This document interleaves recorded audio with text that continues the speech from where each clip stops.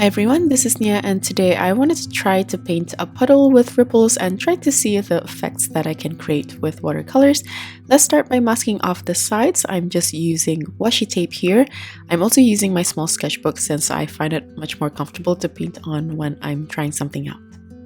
This is the reference image that I used for the leaf, but I'm going to make my own ripple composition for the background, and I'm also going to make a higher viewpoint so the ripples can be more circular instead of oval, and it's also easier to draw on the leaves, which I'm just doing very lightly here with pencil before masking it off. I'm also trying out to draw the details just to see how it's going to work with that little bit of water on the leaf. I'm just treating this as a trial though, since it's going to get erased when I rub off the masking fluid later. And since the area is quite large, I use my washi tape for the middle and masking fluid for the sides, since the washi tape is much easier to take off. To get cleaner edges, I also used my silicone brush, so it's a bit easier to move the masking fluid around, especially for tighter spots. While we wait for the masking fluid to dry, let's go over the colors. This is Lamp Black by Daniel Smith, Burnt Umber by Holbein, Payne's Grey Bluish by Schmincke, Vermilion by Holbein, Permanent Yellow Deep by Holbein, and Yellow Ochre by Holbein. I'm also going to use Bleed-Proof White by Dr. P.H. Martins. Okay, so once the masking fluid is completely dry, I'm just going to use clean water to cover the whole background. You can also use a large flat brush for this so you can cover more area faster. Then once I've covered or dampened the whole surface, I'm going to use a mix of Payne's Grey Bluish and Burnt Umber, which will turn into this grayish color, and I'm going to use a thin consistency for the top part, and I'm going to use a slightly thicker consistency for the bottom left corner. By the way, as I'm voiceovering now, I want to suggest for you to use more burnt umber in the ratio so the color of the water would be a bit warmer and brown instead of this cool gray, because I feel like the brown will give a better consistency with the yellow of the leaf later. So if you are going to paint along, just keep this in mind, since I find that the tone consistency will really help the overall look, but I wasn't aware of this when I was painting since I haven't painted the leaf yet at this point, so I couldn't compare it.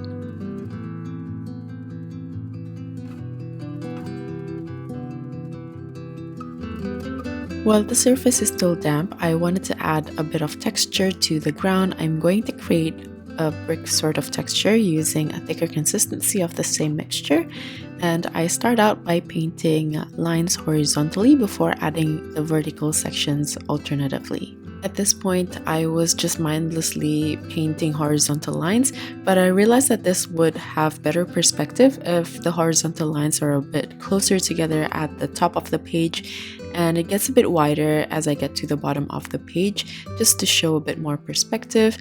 I also don't like how close the vertical lines are with each other as I was painting it out, since the bricks look a bit too square. So I'm just going to reposition them while the surface is still damp and paint over it. To correct it, I just wiped and smudged everything, then repeat the lines over again. You can see that I tried to also make the vertical lines further apart this time.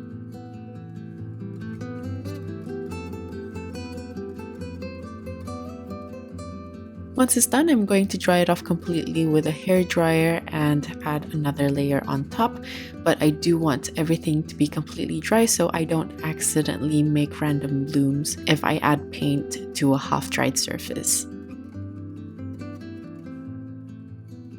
Once it's completely dry, I'm going to treat it as a brand new paper again and dampen the surface so the paint can travel smoothly. I want to create a little bit of a vignette, so I added more paint to the corner of the page. Then I'm going to darken the bottom left corner because I want this part to be the shadow of the ripples under the leaf later on. And that's it for the second layer. Once I'm done, I'm going to dry everything off again before adding on the details of the ripples and the shadow underneath the leaf. Now for the details, I feel like the color isn't thick enough, even if I use a thick consistency mixture of the Payne's Gray Bluish and Burnt Umber. So I decided to add some lamp black into the mix, and I'm going to first paint the shadow underneath the leaf, and I'm just going to follow the reference image for the position of the shadow so the leaf can have some interaction with the water.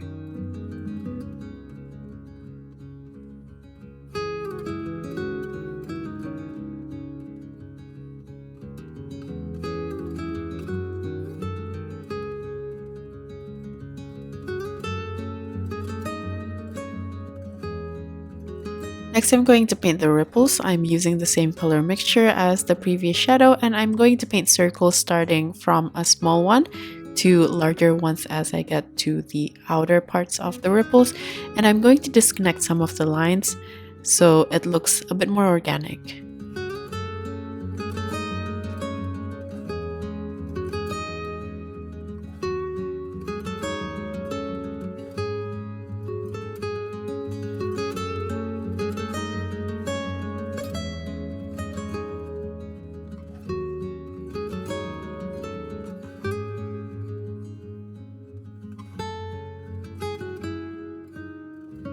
As I get closer to the bottom left corner, I'm going to cover the area with more black, but leave out negative shapes as the ripples instead of the black lines. And I'm trying to stop the black diagonally, following a close angle of the leaf.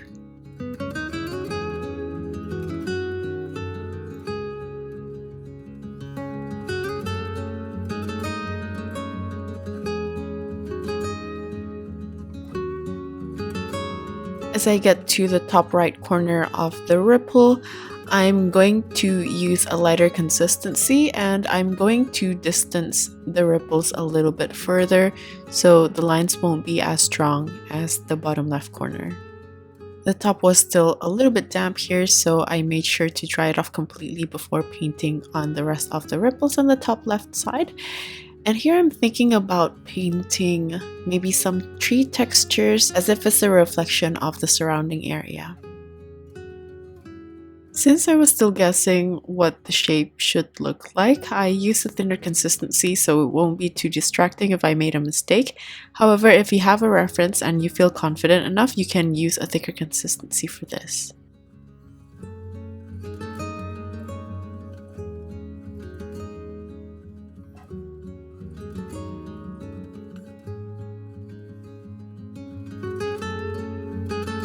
Here I've switched to my liner brush, and I'm going to add some lines going across diagonally to help with the composition. And I'm also painting this sort of wavy and disconnected, so it looks like the water is not completely still. Once the bottom left corner is dry, if I see there are some areas which have faded, I'm just going to go over them again and darken it so there's more contrast between the lighter part of the water and the parts in shadow. While doing this, I still want to be very careful with the negative space that I've left for the ripples.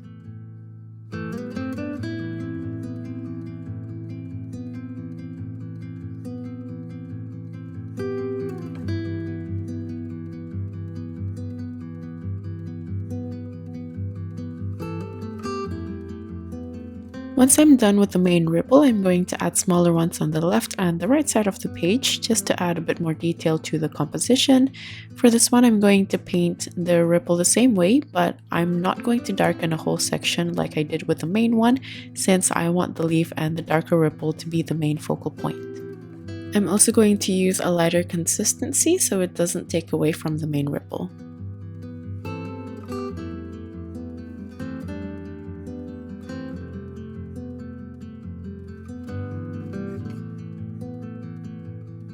At the top right corner where I mentioned earlier I wanted to create a little bit of vignette, I decided to add a little bit of that tree texture as well, but I'm again using a very thin consistency.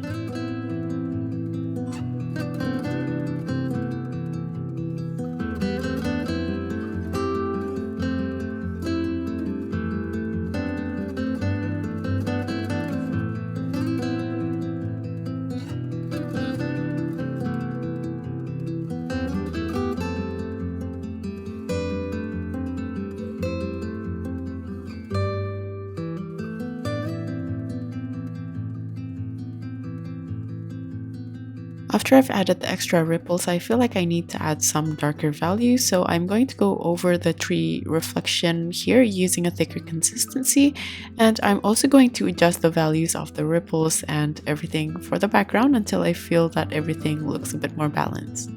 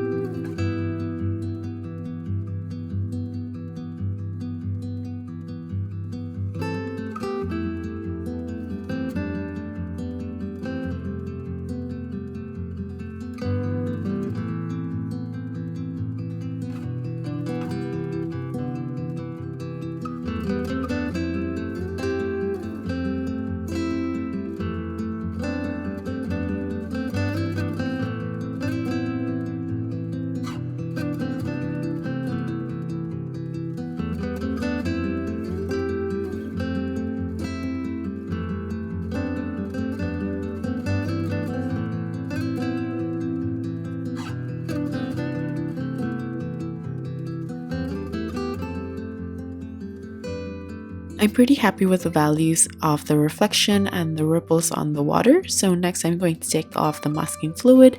I do want to make sure that the background is completely dry though before doing this, so I don't accidentally rip or damage the paper as I'm rubbing it off with my finger.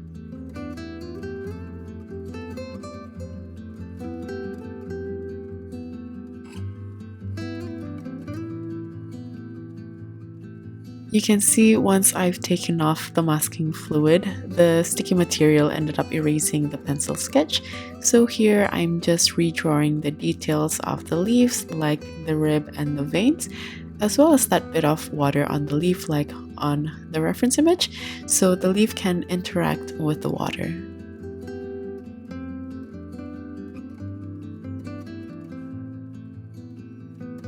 Okay, once I finish the sketch, I'm going to paint the leaf, and this is where I use the reference image a bit more. I'm going to look at the color of the water on top of the leaf. At the top here, you can see that the color is a little bit more muted and faded, so I use permanent yellow deep mixed with a bit of the gray, and I'm just starting with a thin consistency. Then for the dry part of the leaf, I just use a mixture of permanent yellow deep and yellow ochre, again starting with a thin consistency. At the very tip of the dry part of the leaf, I feel like the color is a little bit warmer and a bit more saturated, so I added more permanent yellow deep.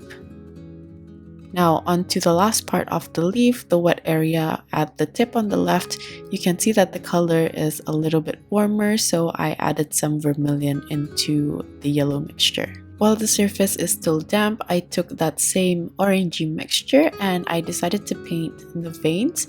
It's important to paint this while the surface is still damp because I want the shadow to look fairly smooth instead of having sharp edges for now.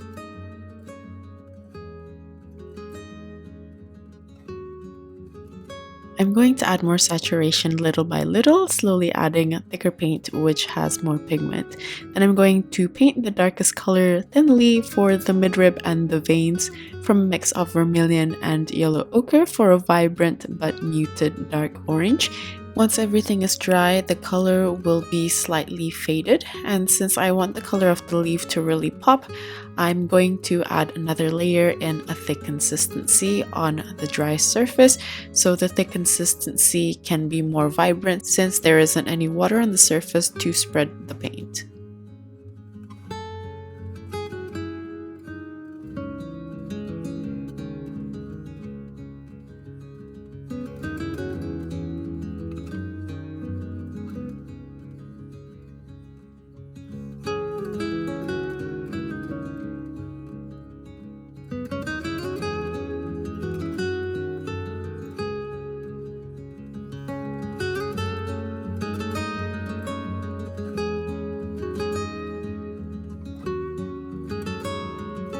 I quite like how the dry part of the leaf looks for now. So next I'm going to paint the wet part on the left, and since the color of the leaf is fairly orange already, I'm going to use even more vermilion in the mix and even add a little bit of burnt umber as well to darken it further.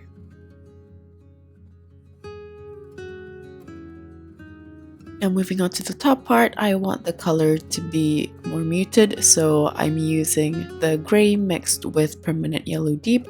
I'm still starting with a thin consistency, and as I slowly build it up, you can see that the color is a little bit more vibrant on top, so I added more of the orangey mixture since the yellow on the dry part of the leaf is fairly deep compared to the reference image.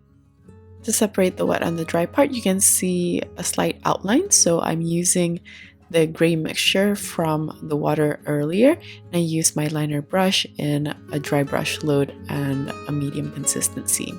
After that, I'm going to soften the edges by using a brown mix next to the dark gray. Now I'm going to go back to the wet part of the leaf again and add a little bit more detail using a mix of the dark gray with the vermilion, and I'm just adding the edges to follow the texture of the leaf that I painted on the dry part.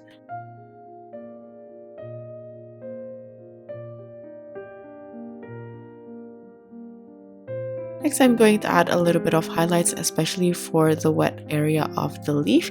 I've used my large brush here, but I find that it might probably be easier to use your liner brush or a size 0 brush for this, so you don't accidentally place too much white.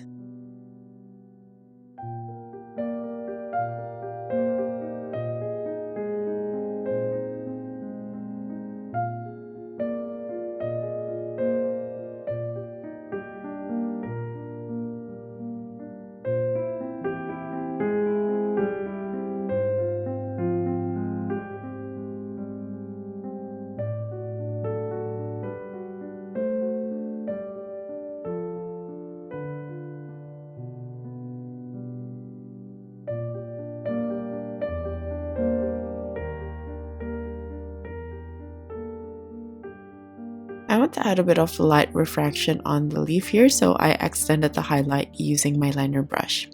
After that, I felt like some of the highlights were a bit too opaque and distracting, so I decided to use a clean damp brush to soften some of the edges. Once I'm done with the leaf, this is when I realized that the color of the water was too cold and gray compared to the vibrant yellow of the leaf. This is why I suggested in the beginning for you to use brown for the water instead of this neutral gray. So to link the water and the leaf, initially I tried to paint a leaf submerged underneath the water with the same mixture as the yellow leaf, but I felt like it'll look too flat, so I ended up changing it as a reflection of a tree, and I'm using a green mix from Payne's Gray Bluish and Permanent Yellow Deep, so at least there's a bit more earthy warm tones on the water.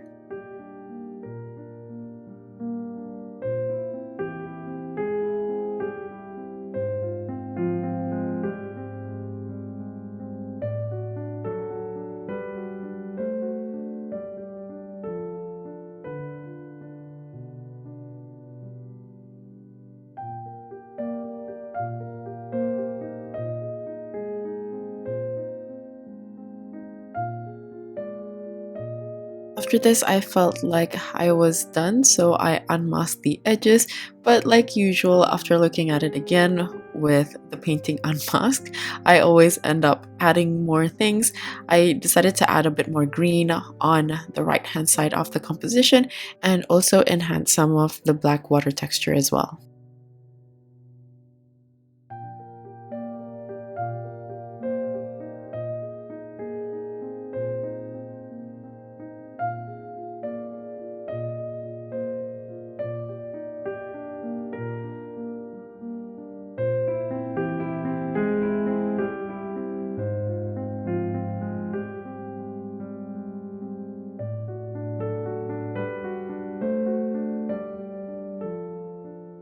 I'm just going to finish this one last adjustment, and that's basically it for this painting. This was a fun one and I learned how important color consistency is. But anyway, that's it for this painting. Like usual, the list of tools as well as my social media links will be in the description box. Thank you so much for watching till the end, and I'll see you guys at the next one. Bye!